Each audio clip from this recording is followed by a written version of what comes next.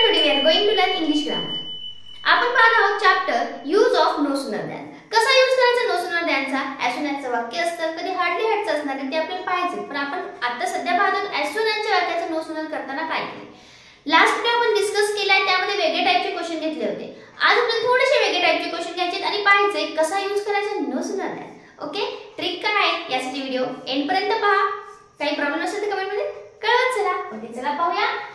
First sentence, as soon as we came out of the hotel,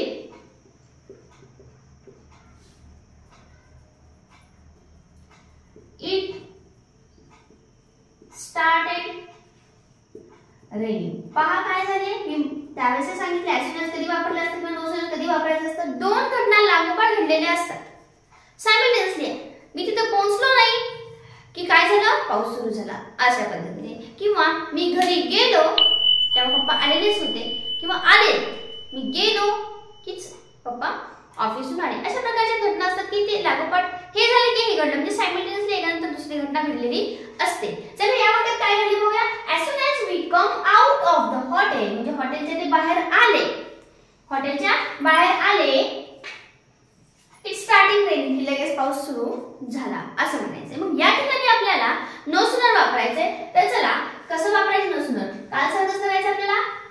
as soon as काढून टाकायचं, त्या ठिकाणी no sooner लिहायचं. Starting तशीच करूया, नो सूनर.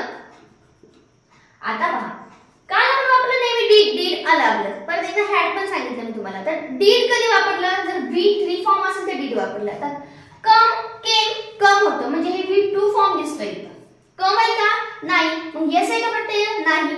आणि वी 3 फॉर्म आहे का, नाही.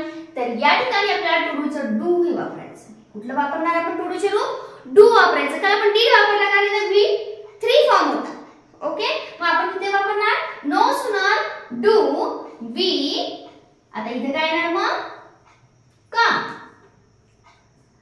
Come out of the hotel, comma काढून टाका, त्या ठिकाणी ठेवायचं आपल्याला दॅन. मग काय झाले, इट स्टार्टेड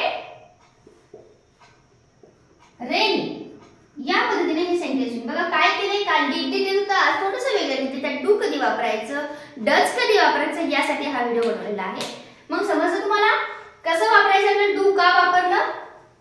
ओके, आणि दॅन आपले बाकी सेंटेन्स तसंच आहे. कॉमा काढायचा तिथे दॅन ठेवा, बाकी सेंटेन्स ऍडजेक्टिव्ह, फक्त मी वर्ब मध्ये चेंजेस केलाय ते लक्षात ठेवा. ओके, नेक्स्ट सेंटेन्स घेऊया.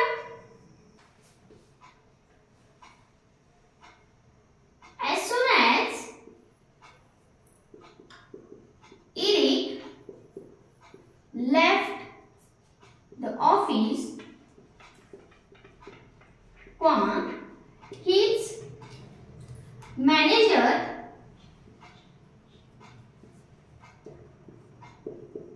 entered the building. पहा काय सांगितले पहिल्यांदा. पहा दोन घटना घडल्यात का, हो सायमल्टेनियसली घडल्यात. as soon as एक left the office, त्याने जसं ऑफिस सोडलं, his manager entered the building. आता याला आपल्याला चेंज करायचं, तर कसं करायचं. as soon as काढून टाका, त्याच्याकडे नो सूनर घ्या. Okay, no sooner. आता काय करायचं, आपल्याला करायचं लिव्ह लेफ्ट होतं, लेफ्टला यस लागत नाही. काय लिव्ह लेफ्ट होतंय, म्हणून आपण इथे वापरणार डज. काय वापरणार आपण, डज वापरणार. आणि जेव्हा आपण वी फोर्स इथे डू जे काही टू डूचे वापरलेले आहेत त्यानंतर आपल्याला वीचा फर्स्ट फॉर्म घ्यावा लागेल, म्हणून डज वापरायचा. वापरल्यावर इरिक लिव्ह लायचं, याचा वी इथे सांगते वी 1 फॉर्म घ्यायचा. इथं लेफ्टचा लिव्ह लेफ्ट होतं, म्हणून मी इथं काय लिहिले, लिहिले leaves the office,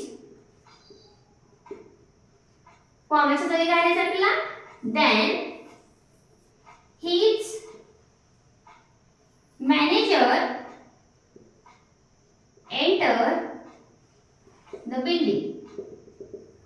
ओके, पण नो सूनर डज का वापरला, बघून वापरला. तर या ठिकाणी आता काही ऑप्शन दिलेले असतात. No sooner does it leave असं असतं, नो सुनर डिड असतं, नो सुनर डू असतं. मग कधी कधी डू डज असं दिलंच नाही, वेगळंच काहीतरी असेल तर याला अजून एका पद्धतीने आपण सॉल्व्ह करू शकतो. तर कसं पहा, कसं होणार आहे. नो सुनर हॅड येतं कधी काय करतात ऑप्शन तर कधी हॅड देतात. जर ऑप्शन टाइप मध्ये आलं असेल तुम्हाला ऑब्जेक्टिव्ह टाइप मध्ये तर पहा नो सुनर हॅड येतं.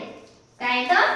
नो सुनर हॅड आणि बाकीचं इट लिहिलं. आता इथं मात्र आपण लिव्ह लेफ्ट असं काही करतो का? इथं तिचं काही करायची गरज नाही. हॅड आलं की लेफ्टला लेफ्टच लिहायचं. लेफ्ट द ऑफिस कॉमा काढून टाकून त्या ठिकाणी दॅन लिहूया. then his manager enter into the office. अशा पद्धतीने म्हणजे तुम्हाला समजून येते का? पहा, जर तुम्ही टू डूचा वापर केला तर वर्ब मध्ये चेंजेस व्हायचे. तुम्ही डू डिड कसं वापरता त्यानुसार तर V1 येणार आहे. पण जर तुम्ही टू डूचा वापरलेला नसणार आहे, हॅड वापरणार, नो सुनर हॅड, तर त्या ठिकाणी तुम्हाला वर्ब मध्ये चेंजेस करायची गरज नाहीये. मग तुम्हाला वाटतं की तुम्ही लिव्ह आहे तर लेफ्ट लिहिलंय काय? बिकॉज ऑफ तुम्ही काय घेतलंय का त्याच्यावर डिपेंड आहे. ओके, हेल्पिंग वर्ब कुठलं घेतलंय तुम्ही? टू डूचं घेतलंय, टू हॅवचं घेतलंय, त्याच्यावर डिपेंड आहे. म्हणून सांगते जर तिथं हॅड असेल तर खूप सोपं होतंय. No sooner had it left as it is, वर्बला चेंज करायचं नाही, काही नाही. म्हणजे वर्बचे फॉर्म सुद्धा लक्षात ठेवायची गरज नाही. या पद्धतीने जर तुम्ही चेंजेस केला नो सुनर डॅन्सर तर तुमचा आन्सर करेक्ट येतो. ओके, ऑब्जेक्टिव्ह मध्ये कधी कधी असे पण देतात आणि हे आन्सर देतात, कधी हे पण देतात आणि सांगतात ऑप्शन असतात A and B, choose the option 2, A and B, C and D, A and D, असं या पद्धतीने. तर त्यावेळेस तुम्हाला समजून यायला पाहिजे की दोन्ही सेंटेन्स मध्ये नो सुनर दॅन चेंज करता येतं. ओके, फक्त तुम्हाला लक्षात ठेवायचं टू डूचं वापरलं असेल तर व्ही वर्ब मध्ये चेंजेस करायचे, पण हॅड वापरलं जर तुम्ही तर वर्ब मध्ये चेंज करायचं नाही, काही नाही. कॉमाच्या ठिकाणी दॅन ठेवा, ॲज इट इज सेंटेन्स ठेवा, तुमचं वाक्य नो सुनर दॅनचं तयार झालेलं दिसेल आणि करेक्ट असणार. ओके, चला काही प्रॉब्लेम्स कमेंट मध्ये सांगा, नक्की सांगत चला. व्हिडिओ कसा वाटला हे सुद्धा कमेंट मध्ये सांगत चला. व्हिडिओ लाईक करून घ्या आणि शेअर आणि सबस्क्राइब करायला मात्र विसरू नका. Okay, thank you.